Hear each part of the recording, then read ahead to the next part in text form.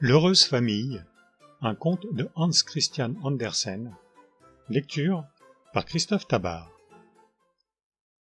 La plus grande feuille dans ce pays est certainement la feuille de bardane. Si on la tient devant son petit estomac, on croit avoir un véritable tablier. Et si, les jours de pluie, on la pose sur sa tête, elle vaut presque un parapluie tant elle est immense. Jamais une bardane ne pousse isolée. Où il y en a une, il y en a beaucoup d'autres, et c'est une nourriture véritablement délicieuse pour les escargots. Je parle des grands escargots blancs que les gens distingués faisaient autrefois préparer en fricassé. Il y avait un vieux château où l'on ne mangeait plus d'escargots. Ils avaient presque disparu.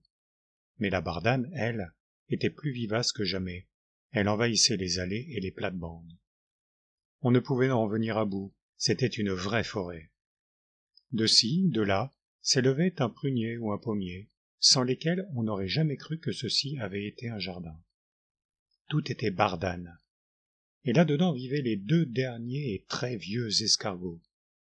Ils ne savaient pas eux-mêmes quel âge ils pouvaient avoir, et ils se souvenaient qu'ils avaient été très nombreux.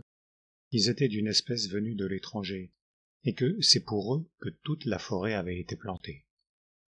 Ils n'en étaient jamais sortis, mais ils savaient qu'il y avait dans le monde quelque chose qui s'appelait le château, où l'on était apporté pour être cuit, ce qui avait pour effet de vous faire devenir tout noir. Puis on était posé sur un plat d'argent, sans que l'on puisse savoir ce qui arrivait par la suite. Être cuit, devenir tout noir et couché sur un plat d'argent. Il ne s'imaginait pas ce que cela pouvait être, mais ce devait être très agréable et supérieurement distingué. Ni la taupe, ni le crapaud, ni le ver de terre interrogé ne pouvaient donner là-dessus le moindre renseignement. Aucun d'eux n'avait été cuit. Les vieux escargots blancs savaient qu'ils étaient les plus nobles de tous. La forêt existait à leur usage unique, et le château était là afin qu'ils puissent être cuits et mis sur un plat d'argent. Ils vivaient très solitaires, mais heureux, et comme ils n'avaient pas d'enfants, ils avaient recueilli un petit colimaçon tout ordinaire qu'ils élevaient comme s'il était leur propre fils. Le petit ne grandissait guère, parce qu'il était d'une espèce très vulgaire.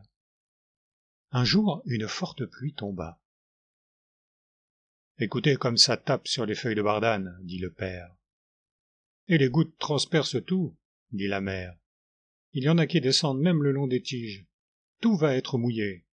Quelle chance d'avoir chacun une bonne maison, et le petit aussi. On a fait plus pour nous que pour toutes les autres créatures. On voit bien que nous sommes les maîtres du monde. Dès notre naissance, nous avons notre propre maison et la forêt de bardane semée pour notre usage. Je me demande ce qu'il y a au-delà. » « Il n'y a rien au-delà, » dit le père. « Nulle part, on pourrait être mieux que chez nous, et je n'ai rien à désirer. »« Si, » dit la mère, « je voudrais être portée au château, être cuite et mise sur un plat d'argent. Tous nos ancêtres l'ont été, et crois-moi, ce doit être quelque chose d'extraordinaire. »« Le château est sans doute écroulé, » dit le père, « ou bien la forêt a poussé par-dessus, et les hommes n'ont plus pu en sortir. Du reste, il n'y a rien d'urgent à le savoir. Mais tu es toujours si agité, et le petit commence à l'être aussi. Ne grimpe-t-il pas depuis 3 jours le long de cette tige ? » ?»« Ne le gronde pas, » dit la mère, « il grimpe si prudemment. Tu verras, nous en aurons de la satisfaction, et nous autres vieux n'avons pas d'autre raison d'exister. Mais une chose me préoccupe. Comment lui trouver une femme ?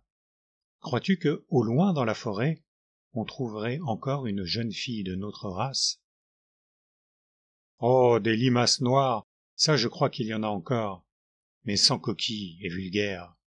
Et avec ça elles ont des prétentions.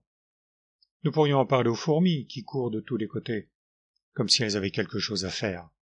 Peut-être qu'elles connaîtraient une femme pour notre petit. »« Je connais la plus belle des belles, » dit la fourmi, « mais je crains qu'elle ne fasse pas l'affaire. C'est une reine. »« Qu'est-ce que ça fait, » dit le père. « A-t-elle une maison ? » ?»« Un château qu'elle a, » dit la fourmi. « Un merveilleux château de fourmis, avec 700 couloirs. »« Merci bien, » dit la mère, notre fils n'ira pas dans une fourmilière. Si vous n'avez rien de mieux à nous offrir, nous nous adresserons aux moustiques blancs.